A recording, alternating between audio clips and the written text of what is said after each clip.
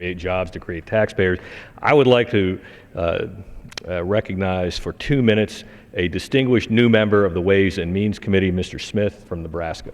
Gentleman from Nebraska is recognized for 2 minutes. Thank you, Mr. Speaker.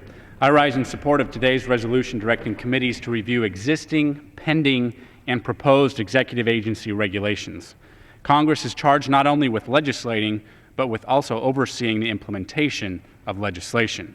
Agencies continue to promulgate blanket rules which ignore congressional intent.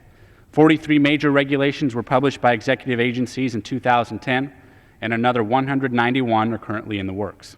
These regulations marginalize small businesses and communities which have less ability to absorb the cost of compliance.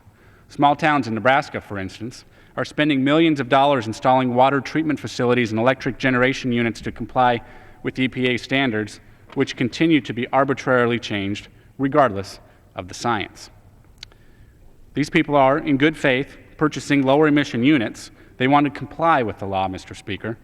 But cities and residents can no longer afford higher prices because of these arbitrary and inconsistent regulations.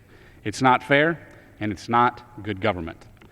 I would also like to touch on some Medicare regulation, which has the potential to disproportionately hurt rural hospitals. Medicare outpatient physician supervision requirements have a serious impact in my district, and I'm sure many others. For the last 2 years, Medicare rules for outpatient hospital procedures have included a provision to require a medical doctor be on site for even the simplest of procedures. For example, a phlebotomist taking a blood sample. Certainly, I don't think that was congressional intent.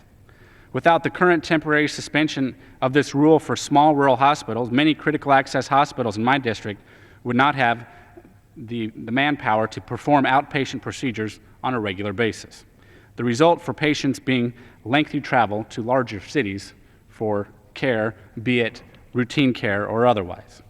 This regulation is also having a negative impact in more urban areas. Yesterday, I was speaking to a group of physicians from Nebraska, and one shared with me his ability to remotely order a CT scan at the hospital when he knows such a procedure is necessary. However, the hospital cannot begin the scan itself until he arrives. I yield the gentleman an additional minute. Gentleman's recognized for 1 additional minute. Thank you, Mr. Chairman. However, the hospital cannot begin the scan until after he arrives to the hospital to oversee the scan, although not even necessarily perform the scan.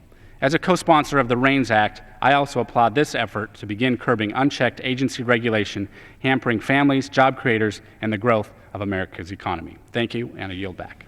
Gentleman yields back.